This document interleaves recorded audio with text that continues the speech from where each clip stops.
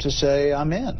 I mean, some are unwinnable. I mean, Trump has insulted them personally. I don't think you can overstate the effect of that. I mean, he's gone after them and their legacy, the legacy of the Bush administration. They're stung by it. A lot of them are not going to support him, of course. But isn't Hillary Clinton the unifying factor? Yeah, I mean, potentially. Though you've seen some Republicans come out and endorse her. I mean, look, he should win some conservatives. But I would say the Republican Party in Washington should also not ignore Trump's voters. And the one issue that they can win a lot of these voters back, and they should, he just won the Republican nomination, beating 16 people, all of whom were backed in essence by Washington Republicans. There's a statement being made by voters to D.C. I think they just need to move on immigration.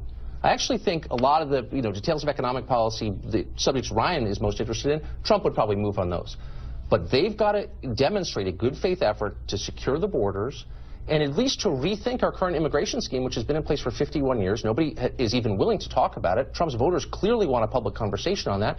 Why can't they move on that? Well, listen, I mean, these Republicans are nowhere near deporting illegal immigrants. But the population is. There was a series of polls in swing states done last week on how do you feel about a temporary ban on Muslim immigration. Everyone in D.C. is horrified by the idea.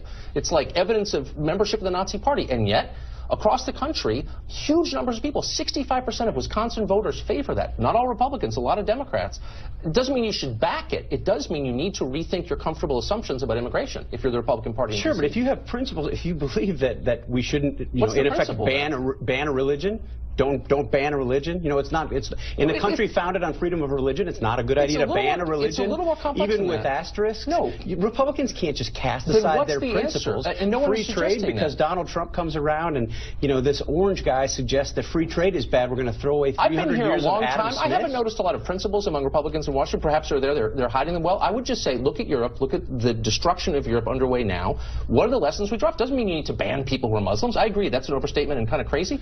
But it does mean keeping your immigration regime the same in the face of what's happening in Europe is equally crazy. No, I agree with you entirely. I think they need to respond to this. Clearly, there's and they haven't. They refuse to. But if you make the argument, you're not making it, others have made it, that they just cast aside these pillars of conservatism because they're unpopular because Donald Trump is making certain arguments about trade and about other things. I think that's unwise, and I think that's one of the reasons that you're seeing this resistance from some people. They don't want to support somebody who opposes the things that they fought for and held most dear for years. So if open borders is one of the things they held most dear for years, they're going to have to give up on it because the country just doesn't support it. They've defended it, and they need to change. There are other people on the panel, and next up, the Democrats.